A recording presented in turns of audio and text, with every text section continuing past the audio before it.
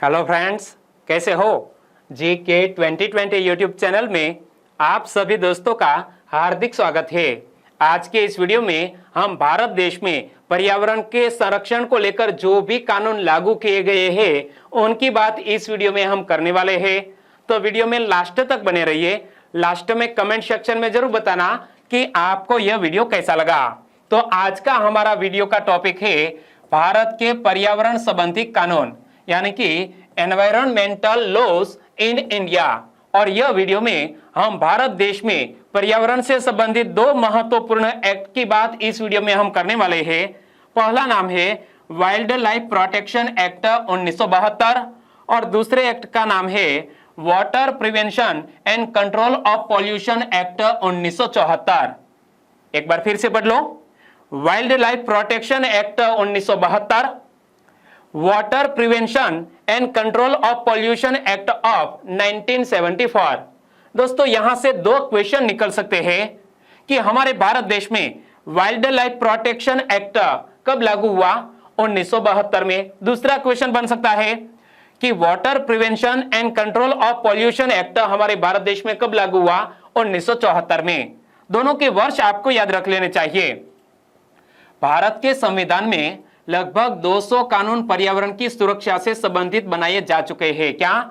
हमारे constitution of India में, हमारे भारत देश के संविधान में लगभग 200 कानून पर्यावरण की सुरक्षा से संबंधित बनाए जा चुके हैं। और भारत के प्रमुख कानून कुछ इस प्रकार है और इस वीडियो में हम दो कानून की बात करने वाले हैं। मैंने आपको शुरू में भी बता दिया, वन्य प्राणी प्रोटेक्शन एक्ट 1972 और दूसरा एक्ट है जल प्रदूषण संबंधित एक्ट 1974, यानी कि water prevention and control pollution act 1974।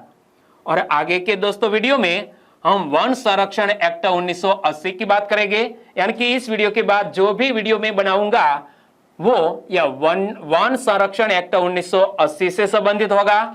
इसी वीडियो में वायु संरक्षण एक्ट 1986, पर्यावरण संरक्षण एक्ट 1986 और नेशनल पर्यावरण ट्रिब्यूनल एक्ट 1995 की बात आने वाले वीडियो में हम करेंगे। लेकिन इस वीडियो में हम दो महत्वपूर्ण एक्ट की बात करने जा रहे हैं। लेकिन यहाँ जो भी मैंने आपको इंफॉर्मेशन बताई उनको बेस बनाते हुए एक अच्छा सा क्वेश्चन आपकी स्क्रीन पर बताइए। वन्य प्राणी प्रोटेक्शन एक्ट कब लागू हुआ?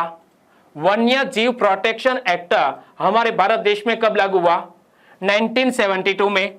तो सही आंसर बनता है ऑप्शन ए। यहां पर देख लो, वन्य प्राणी प्रोटेक्शन एक्ट कब लागू हुआ? 1972 में। एक और क्वेश्चन कि जल प्रदूषण संबंधित एक्ट कब लागू हुआ? 2 साल बाद, यानी कि 1974 में prevention of water pollution act हमारे भारत देश में लागू हुआ। दोनों के वर्ष तो याद रह गए। आगे हम बात करें तो दोस्तों यह क्वेश्चन में यहां सही जोड़ सुमिलित करने को कहा गया है कि एक तरफ एक्ट का नाम है और दूसरी तरफ वर्ष दिया गया है। तो यह एक्ट और वर्ष के संदर्भ में सही जोड़ सुमिलित कीजिए। चलो बताओ किसको किसके साथ जोड़ो। वन संरक्षण एक्ट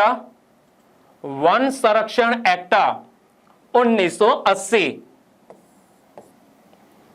वायु संरक्षण एक्ट और पर्यावरण संरक्षण एक्ट एक ही साल में लागू हुआ और वो है 1986, यानी कि सही आंसर बनेगा यह।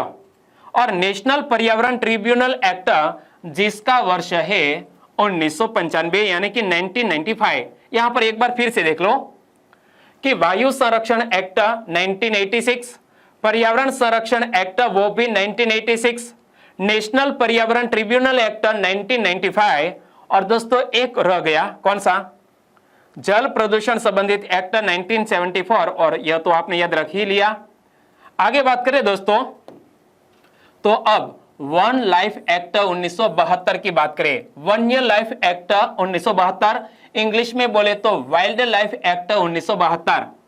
वन्य प्राणी एक्ट 1972 के मुख्य धाराएं कुछ इस प्रकार है। यहां दोस्तों यह कानून में हमारे भारत देश में स्थित जो भी प्राणी है जो जंगल में बसते हैं उनको बचाने के लिए यह एक्ट में क्या प्रावधान किया गया है, कौन कौन सी धाराएं यह कानून में जुड़ी हुई है। देखो, विशेष पेड़ पौधों को संरक्षण प्रदान करना, इस धारा का मुख्य उद्देश्य है, वन्य प्राणी एक्ट 1972 का मुख्य उद्देश्य है विशेष पेड़ पौधों के संरक्षण को विशेष पेड़ पौधों को संरक्षण प्रदान करना। और दूसरी धारा है जंगली पशु पक्षियों के शिकार करने पर प्रतिबंध लगाना। आपने कहीं सलमान खान ने एक राजस्थान के जोधपुर में कौन से प्राणी का शिकार किया था, जिसका केस हाल ही में राजस्थान की जोधपुर हाई कोर्ट में चल रहा है। तो दोस्तों, यह जंगली पशु पक्षियों के शिकार करने पर प्रतिबंध लगाया गया है, यह वन्य लाइफ एक्ट 1972 के अंतर्गत, तो याद रखना।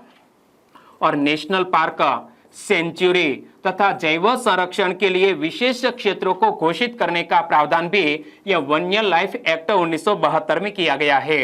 आगे बात करें इसी एक्ट की, तो इसमें नेशनल पार्क, सेंचुरी इत्यादि का प्रबंधन करना, केंद्रीय चिड़ियाघर कमेटी का गठन करना हो, शिक्षा एवं शोध कार्य के लिए वन्य पशु पक्षियों के शिकार के लिए लाइसेंस जारी करना हो। दोस्तों याद रखना कि शिक्षा में या तो शोध कार्य में किसी वन्य पशु पक्षियों का उपयोग किया जाना हो तो दोस्तों उनके शिकार के लिए लाइसेंस जारी करता है यह वन्य लाइफ एक्ट, यानी कि यह एक्ट हमारा कौन सा है, वन्य लाइफ एक्ट 1972 के अंतर्गत किसी भी व्यक्ति यदि कोई प्राणी या वन्य वनस्पति से संबंधित संशोधन कार्य कर रहा है, उनके बारे में पीएचडी जैसे कोई शोध कार्य कर रहा है, तो उन्हें दोस्तों शिकार करने के लिए लाइसेंस प्रदान किया जाता है। ओके, एक बार फिर से देख लो, वन्य प्राणी एक्ट 1972 के मुख्य धाराएं कुछ इस प्रकार है।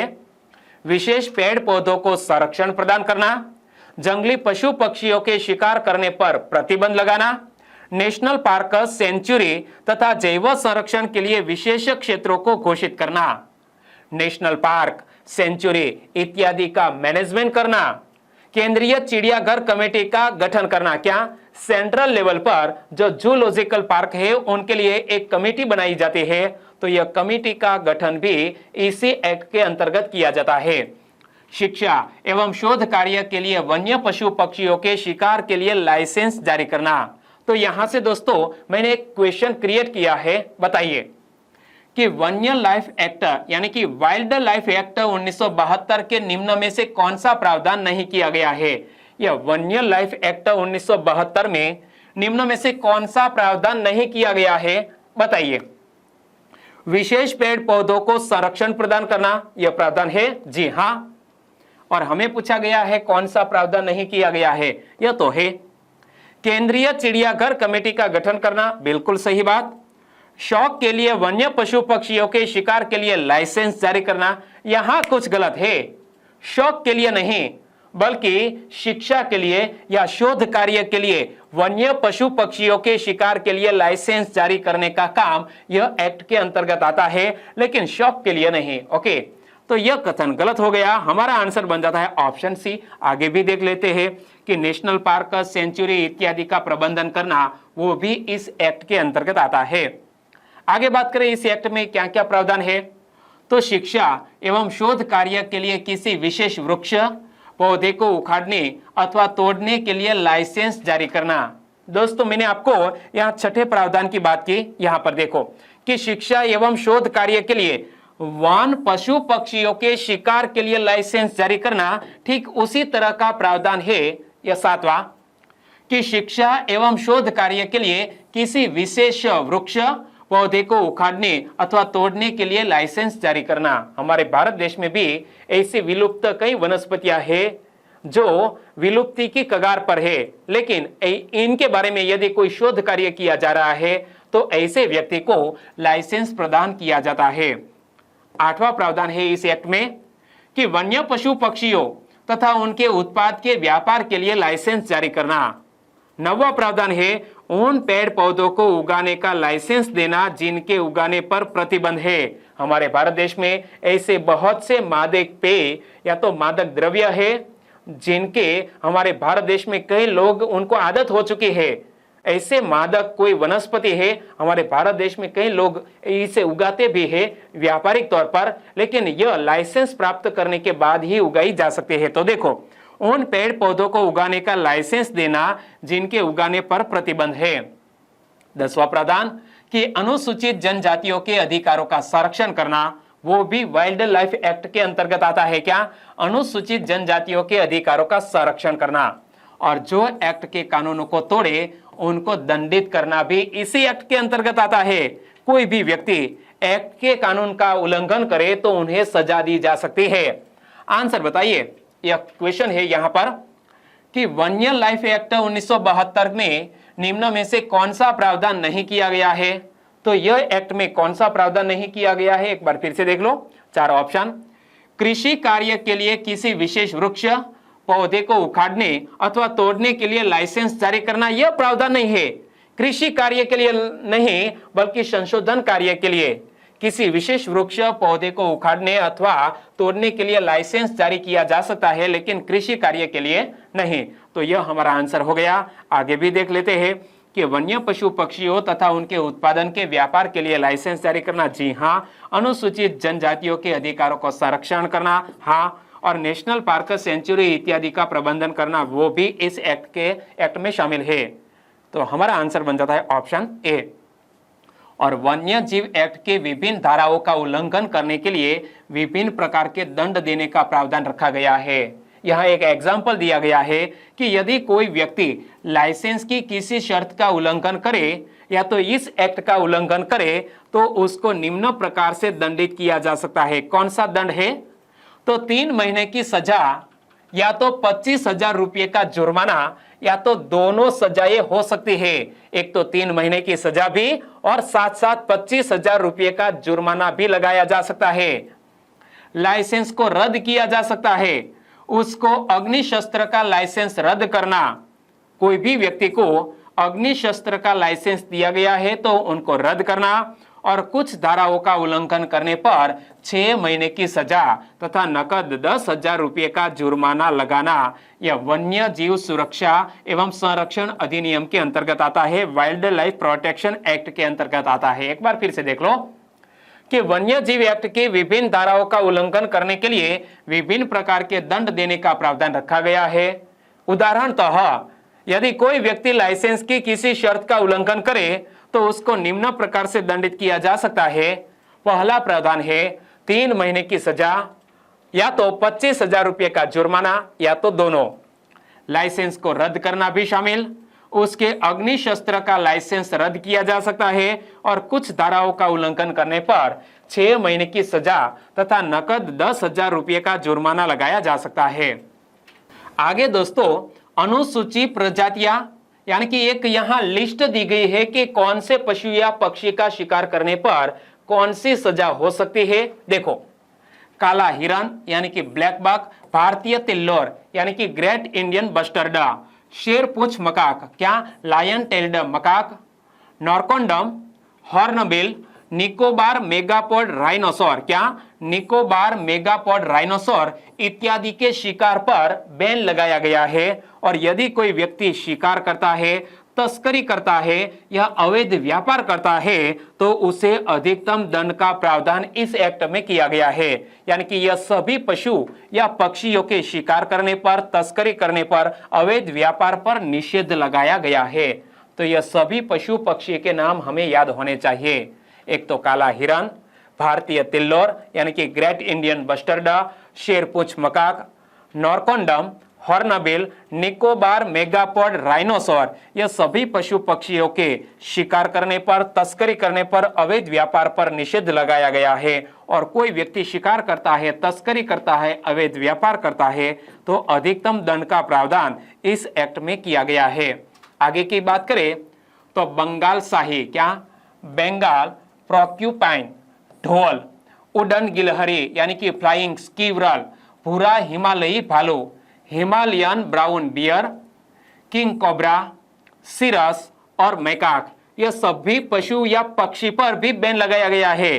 यह सभी पशु पक्षी के शिकार करने पर, तस्करी करने पर या अवैध व्यापार करने पर निषेध लगाया गया है। और यह सभी में किसी एक गलती हो गई, या तो आपने शिकार किया या तस्करी की या तो अवैध व्यापार किया, तो आपको अधिकतम दंड लगाया जा सकता है, जुर्माना लगाया जा सकता है, आपको जेल हो सकती है। इसीलिए हमारे भारत देश में जो ऐसे प्राणी या पशु है पक्षी है उनका शिकार नहीं करना चाहिए, हमारी पर्यावरणीय सृष्टि को बचाना चाहिए। एक बार फिर से यह पढ़ लो।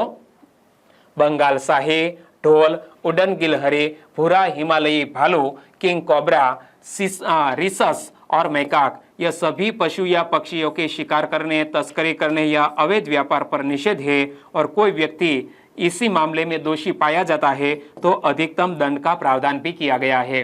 आंसर बताइए। वन्य लाइफ एक्ट 1972 के अंतर्गत किसका अवैध शिकार करने पर सजा हो सकती है? तो दोस्तों काला हिरण, भारतीय तिल्लोर यानी कि ग्रेट इंडियन बस्टर्डा या हॉर्नबिल, तीनों में से किसी एक का भी शिकार किया जाए, तस्करी की जाए तो व्यक्ति को सजा हो सकती है। हमारा आंसर बन जाता है उपरयुक्त सभी। आगे दोस्तों बात करें तो भौंकने वाला हिरन क्या? बार्किंग डियर, गोरल, हाइना, हागडोर, नीलगाय, स्पॉन्ज आदि के भी दोस्तों ये सभी पशु पक्षियों को भी इस एक्ट के अंतर्गत संरक्षित किया गया है, संरक्षण प्रदान किया गया है। कौन कौन से पशु या पक्षी? तो भौंकने वाला हिरन, गोरल, हाइना, हागडोर, नीलगाय, स्पॉन्ज आदि को संरक्षण दिया गया है और अपेक्षातया कम दंड का प्रावधान किया गया है। यानी कि कोई भी व्यक्ति नीलगाय का शिकार करता है, तस्करी करता है तो उन्हें अपेक्षातया कम दंड का प्रावधान किया गया है, यानी कि जेल तो हो ही सकती है या तो जुर्माना भी लगाया जा सकता है। नेवला, गिद्ध आदि के शिकार पर भी प्रतिबंध लगाया गया है। यह नेवला और गिद्ध को इस एक्ट के अंतर्गत संरक्षित किया गया है और अपेक्षातया कम दंड का प्रावधान किया गया है। इस एक्ट में आगे बात करें तो साधारण गाय, उड़ने वाली लोमड़ी यानी कि फ्लाइंग फॉक्स व चूहे, इन प्रजातियों को नाशक जीव कहा जाता है जिनका शिकार किया जा सकता है। लेकिन कई राज्यों में गोवंश की हत्या या तस्करी करने पर कानून बनाए गए हैं और यह कानून का उल्लंघन करने पर सजा दी जा सकती है। लेकिन जो यह उड़ने वाली लोमड़ी है, चूहे है, ऐसी प्रजातियों को नाशक जीव कहा जाता है जिनके शिकार पर कोई सजा नहीं होती। तो यहाँ से एक क्वेश्चन बनता है कि वन्य लाइफ एक्ट 1972 के अंतर्गत किसका शिकार करने पर कोई सजा नहीं होती? तो उड़ने वाली लोमड़ी या तो ऑप्शन हो सकता है चूहा। क्या? चूहा, उनके शिकार पर कोई सजा नहीं होती।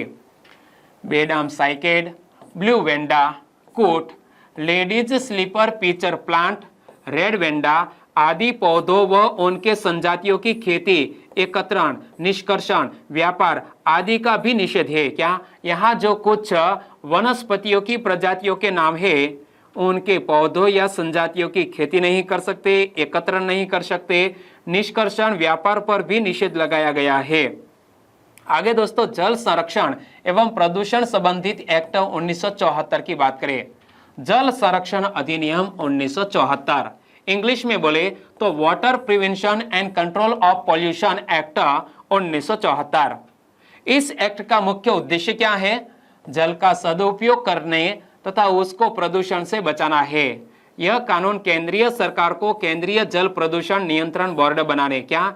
Central water pollution control board बनाने के अधिकार भी प्रदान करता है। यह एक्ट कौन सा एक्ट है दोस्तों? याद रखना कि water prevention and control of pollution act दोस्तों हमारे सेंट्रल लेवल पर कोई महत्वपूर्ण बोर्ड बनाने का भी अधिकार देता है। देखो, इस एक्ट का मुख्य उद्देश्य जल का सदुपयोग करने तथा उसको प्रदूषण से बचाना है और यह कानून केंद्रीय सरकार को केंद्रीय जल प्रदूषण नियंत्रण बोर्ड बनाने का अधिकार भी देता है।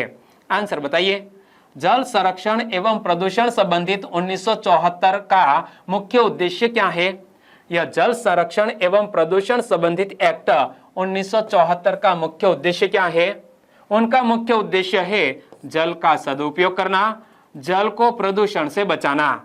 तो हमारा आंसर बन जाता है ऑप्शन डी, ए और बी दोनों। और यह कानून के अनुसार राज्य सरकार भी अपने राज्य जल प्रदूषण नियंत्रण बोर्ड की रचना कर सकते हैं। हमारी राज्य सरकार भी इसी एक्ट के अंतर्गत राज्य जल प्रदूषण नियंत्रण बोर्ड की रचना कर सकती है। और जल प्रदूषण नियंत्रण बोर्ड के कार्य क्या क्या है?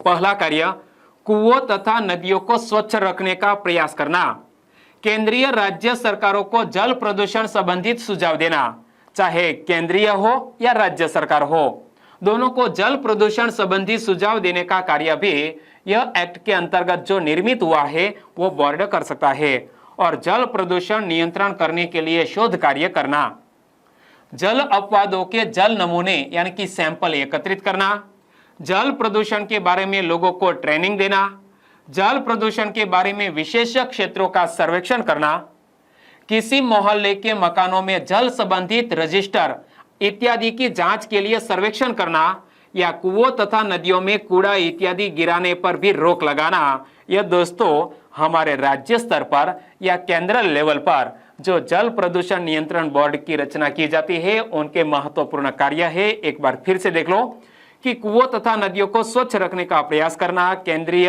या तो राज्य सरकारों को जल प्रदूषण संबंधी सुझाव देना, जल प्रदूषण नियंत्रण करने के लिए शोध कार्य करना, जल अपवादों के जल नमूने एकत्रित करना, जल प्रदूषण के बारे में लोगों को ट्रेनिंग देना और जल प्रदूषण के बारे में विशेष क्षेत्रों का सर्वेक्षण करना, किसी मोहल्ले के मकानों में जल संबंधित रजिस्टर इत्यादि की जांच के लिए सर्वेक्षण करना, कुओं तथा नदियों में कूड़ा आदि गिराने पर रोक लगाना।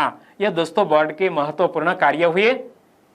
आगे भी दोस्तों जल प्रदूषण नियंत्रण बोर्ड के कुछ महत्वपूर्ण कार्य है कि प्रदूषित जल के अपवाह के लिए नई नालियां बनाना, जल प्रदूषण करने वालों को दंडित करना, अकस्मात जल प्रदूषण पर नियंत्रण पाने के लिए उपयुक्त उपाय करना, कुओं का पानी प्रदूषित करने वालों के विरुद्ध कचहरी में मुकदमा दायर करना, प्रदूषण फैलाने वाले कारखानों को बंद करना, ऐसे कारखानों में बिजली की सप्लाई पर रोकथाम लगाना।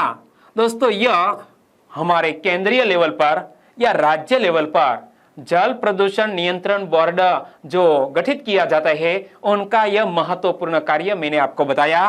और उपरोक्त धाराओं का उल्लंघन करने वाले को 6 वर्ष की सजा हो सकती है। तो यहां से एक क्वेश्चन बन सकता है कि जल प्रदूषण करने वालों को कितने वर्ष की सजा हो सकती है? यह एक्ट के अंतर्गत 6 साल की सजा हो सकती है। तो सही आंसर बनता है ऑप्शन ए। वीडियो को खत्म करते हैं। हमारे भारत देश में पर्यावरण से संबंधित जो भी कानून बनाए गए हैं हम आगे वीडियो में भी उनकी बात करने वाले हैं।